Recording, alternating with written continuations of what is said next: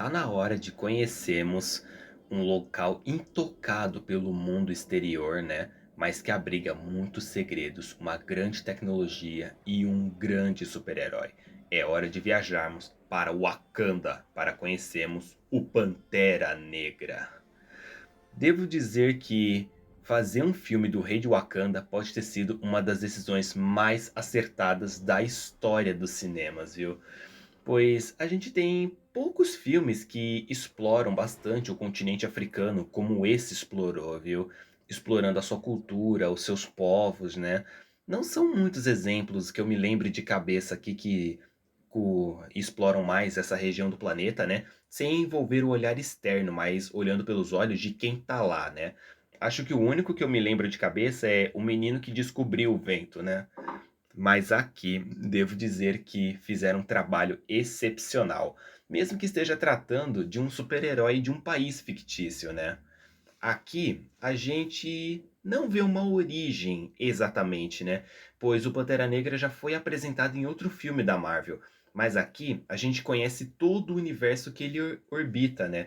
Conhecemos a história de Wakanda, como surgiu essa lenda do Pantera Negra, né? E descobrimos que mesmo sendo um país extremamente avançado tecnologicamente e que esconde isso dos olhos gananciosos dos outros países, né? Wakanda tem sim muitos problemas e dilemas internos, né? Onde aqui a gente aprende que essa atitude isolacionista de Wakanda acabou gerando um grande problema, né? Um descendente perdido de Wakanda, né? Que acaba se envolvendo com criminosos que roubaram Vibranium, né? E o seu objetivo no fim é reconquistar o que ele acha que foi, o que é seu por direito, que é o trono. Afinal, seu pai foi um príncipe de Wakanda, o irmão do pai do T'Challa, né? O que faz dessa um drama familiar e uma batalha pelo poder. Devo dizer, meu, que Wakanda visualmente é linda, linda demais de se ver, meu. Ver um país super avançado tecnologicamente e mesclado isso com a cultura africana, cara, é uma coisa assim que visualmente fica indescritível, viu? Pois ele mescla muito bem a tradição, né, as tradições antigas de um povo africano com a tecnologia moderna e até futurista, né, já que Wakanda foi construída em cima de um metal alienígena que trouxe inúmeras inovações, o Vibranium, né? Enquanto o mundo em volta tenta encontrar um local, né, para minerar e conseguir descobrir Vibranium devido às aplicações científicas que ele possui, né? Wakanda tá de boa sobre isso, né? Como dizem no filme, tem uma montanha que tá cheia disso, né? Que indica onde um meteoro de Vibranium caiu na Terra há milhares de anos. Eles estão há 300 anos já mexendo com isso e nem arranharam a superfície, tão longe de começar a gastar mesmo o Vibranium que eles encontraram nessa Terra, né? E isso é muito interessante, viu? Pois isso me lembra um pouquinho até o Japão, por exemplo, que também mescla a sua tradição com a tecnologia moderna também, né? Uma coisa bem legal que acontece quando a gente vê, que visualmente fica bem interessante. Sobre os personagens principais, nós temos, é claro, T'Challa como o novo rei de Wakanda, né, assumindo seu lugar no trono depois da morte do seu pai. E eu devo dizer que aqui, novamente, ele está muito bem representado, viu? Pois ele passa assim a ideia de um rei imponente, mas que ao mesmo tempo ainda tem suas dúvidas, pois ele acabou de assumir um cargo grande, que é liderar o país, né? E descobrir agora esse grande problema envolvendo a sua família e envolvendo a atitude de Wakanda com relação ao resto do mundo, né? É algo que vai dividir bastante o T'Challa por dentro, né? É claro, enquanto ele tem que lidar com as responsabilidades dele como rei, né? Tem que lidar com esse outro problema e também se preocupar com a opinião pública, do que o seu povo vai achar, né? Afinal, ele é a cara do seu país agora e o seu principal protetor, né? Não só um super-herói da Marvel. As outras personagens, como a Ramonda e a Shuri, que são especificamente a mãe e a irmã do T'Challa, né? Aqui fazem bem o papel de família unida, né? Onde a mãe, sendo a rainha antiga de Wakanda, né? Agindo como conselheira, como incentivo para o filho, né? Aqui tá muito bem representado também essa figura materna da Ramonda, né? Eu gostei bastante. E a Shuri, que faz um papel de cientista e de irmã zoeira do T'Challa, né? E com certeza não se comporta nem um pouco como uma princesa, né, ela não tá nem aí pra isso, ela só quer trabalhar nos designs dela, ajudar o irmão dela como pode, né, e é claro, trollar o T'Challa da forma que der, do jeito que ela trola ele no momento, quando ele vai testar o traje novo dele, né. Mas eu gostei que deram também uma função de heroína pra ela. Eu não sei se nos quadrinhos ela também tem essa função, pelo menos antes dela assumir o manto de Pantera Negra, se ela faz o que ela faz aqui, né, criar suas próprias armas, ajudar nos combates, né, de forma ativa mesmo, eu não sei. Quem aí conhece melhor de quadrinhos pode me deixar aqui nos comentários para completar a minha informação, tá? Além deles, temos também a Okoi como guarda-costas do rei, a general das Dora Milaje, que é praticamente a guarda real de Wakanda, né, e as forças especiais, né. E aqui ela faz um papel que ficou interessante e engraçado, né. Ela é uma cidadã, né, de Wakanda, mas ela não vai com a cara com as pessoas de outros povos. Acho que isso se deve pelo fato dela ser militar também, né, então ela saber dessas coisas obscuras que tentam fazer por baixo dos panos, e também pelo fato de Wakanda ser muito isolacionista, eles não gostam de interagir com as pessoas de fora, até por conta do histórico do mundo. E aqui também eu vejo muito isso na Okoi, viu? Pois as interações dela com o Everett Ross, né, e até os outros personagens também, né, olham para o Everett como se ele fosse um colonizador, mesmo que ele nunca tenha feito nada, né, ele não só seja um descendente daqueles que colonizaram a África, né, mas todo mundo olha para ele com os mesmos olhos do que olhariam com aqueles que chegaram na África antes, né. O que, certa forma, pode ter uma conexão com um preconceito até, né, tipo, de que todo mundo que tá daquele lado é do mal, é ruim, né. Uma coisa que a gente sabe que não é bem verdade, né. Mas aqui tá um pouquinho presente isso aqui, e é bem interessante a gente ver esse outro lado do preconceito racial, né. Ou melhor, entre aspas, um pouco de preconceito, porque no fim o Everett acaba até ganhando um pouquinho de consideração por ter ajudado o Wakanda, né. E agora a Nakia, que pra mim é outra estrela do filme, viu. Ela faz o papel de ex do T'Challa e ela age como uma infiltrada pelo país, né. Ela trabalha como um cão de guerra, como eles chamam, né, que é alguém que se infiltra em outro país pra ficar de olho e garantir que se alguém for tentar fazer algo com Wakanda, eles avisam, né. Um serviço de inteligência a gente pode colocar, né. E ela faz bem esse papel, né, papel de infiltrada, um papel de guerreira também, né. Tem umas cenas dela junto com a Okoye que são sensacionais de luta, né. Mas eu sinto que ela também faz bastante o papel de ex que nunca superou, porque mesmo que a gente não veja direito isso, né, ela e o T'Challa se envolveram no passado, só que agora eles não estão mais juntos, né. Mas dá pra ver que ela nunca superou o término, né, o T'Challa também, né, dá pra ver que os 2 querem voltar, mas parece que nunca sentaram pra conversar direito sobre isso, né. Se vamos voltar, não vamos, né, até porque uma é espiã, o outro é o rei agora, né, então é meio complicado essas questões de romance, né.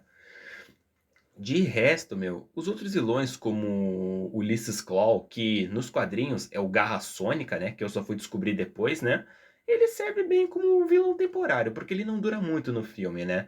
E ele serve com uma pontinha, assim, né, tipo, ó, uma referência a um super vilão que tá nos quadrinhos, né, mesmo que aquele não esteja caracterizado como ele tá nos quadrinhos, que é um traje vermelho e tudo, né. Ele faz bem, cumpre bem o seu papel como um vilão secundário, né. E agora, o Killmonger é uma coisa de outro mundo, viu. Porque aqui ele retrata tudo o que eu falei no começo, né, ele é a consequência dos atos de Wakanda, né. Na verdade, o nome dele é na verdade é Ingodindaka, eu acho que é isso, né. Ele é filho do príncipe N'Jobu, que é o irmão do T'Chaka, o pai do T'Challa, né. E como irmão, ele cresceu na América e viu a situação horrível que os afrodescendentes enfrentam em outros países, né.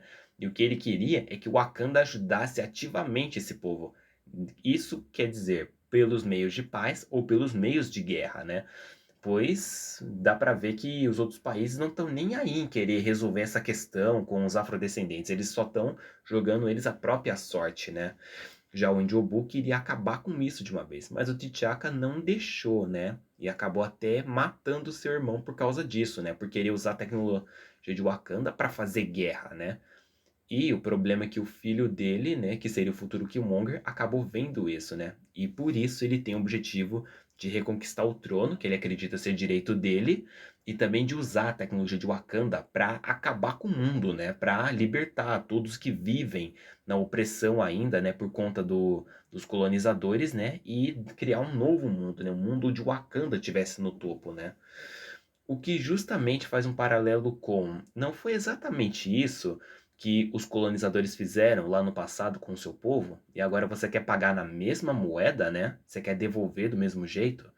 Tá bom que você viveu uma realidade, mas do mesmo jeito que lá atrás isso só trouxe destruição, desgraça e morte, você quer fazer isso de novo do outro lado?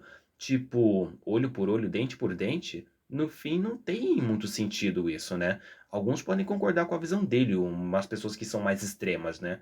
Mas no fim, isso talvez nem gerasse o resultado que o Killmonger espera, né? Talvez só servisse para criar mais guerra, mais conflitos e mais mortes, né? Realmente é algo complexo, né? Pois a gente está falando de alguém que viveu a dura realidade dos negros que vivem em outros países, como nos Estados Unidos, né? E não alguém que viveu em Wakanda e não teve nenhum contato com isso, né? É uma coisa complicada de se ver, né? Mas fora isso, o Killmonger tá muito bem representado como um vilão à altura do T'Challa, né? Pois ele é extremamente habilidoso na parte de luta, ele é obstinado, ele não vai desistir por nada, não importa o que tiver no caminho dele, ele vai atropelar para alcançar o objetivo dele, né? E é claro que isso nos entrega uma cena de luta épica à altura. Dois reis, porque sim, o Killmonger no momento ele também se torna rei de Wakanda. Dois reis lutando pelo trono da nação mais poderosa do planeta. Em resumo, Pantera Negra é um marco nos cinemas, cara. Não só por apresentar esse personagem icônico às pessoas, né, e levar ele para os cinemas, né, mas é um ícone por tratar de um país, né, de um continente, melhor dizendo, que raramente exploram, dão uma história, uma atenção devida, né, que é a África, finalmente dando um visual novo, né, e mostrando o continente africano com outros olhos, não só pelos olhos de quem é de fora, e também pelos olhos de quem está lá dentro e vê de algo diferente, né? Algo que a África poderia sim ser, né? Um local próspero, né? Um local onde as pessoas possam viver seguras, se sentirem bem, né? É isso que o Wakanda representa muitas vezes, né? Um outro olhar para a África, não só aquele olhar em miséria e destruição, né? Um local próspero, um local forte, rico, né? Um local como o resto do mundo, né? Um local bom para se viver. E eu gostei muito disso, né? E é claro, a representatividade também, que é importante de também ter nos cinemas, né? Afinal, pela primeira vez eu tô vendo um super-herói negro tendo o seu próprio filme, viu? E eu devo dizer, eu não me incomodo tanto se quem está sendo protagonista é um negro, é um branco, um asiático, qualquer coisa. Mas é sempre legal você ver algo diferente, né? Ver um personagem que, por exemplo, nunca ganhou e isso, né? Ganhar uma atenção e um destaque, ficar famoso como um Pantera Negra ficou nos últimos anos, né? Mas infelizmente, né? O ator que fazia o T'Challa faleceu há algum tempo, né? Em 2020, né? E a sequência que prometiam trazer ele de volta, infelizmente não acabou rolando sem ele, né? Inclusive, deixa aqui, ó, um F aí, ó, em memória ao Chadwick Boseman, o nosso eterno Pantera Negra. Bem, é isso. Essa foi a minha opinião. Se você tem uma opinião diferente, deixa aqui nos comentários. Aproveita e me escreve aí. E você já conhecia o Pantera Negra antes do filme live action dele? Qual que é o seu personagem favorito? Escreve pra mim aqui nos comentários. Se você gostou, clica no gostei, se inscreve no meu canal, ativa o sininho para ficar por dentro de mais resenhas e compartilhe para os seus amigos. Vamos trazer mais pessoas para conhecer o meu canal de resenhas sobre o cinema. Eu me despeço de vocês, muito obrigado a quem me assistiu até aqui e até mais!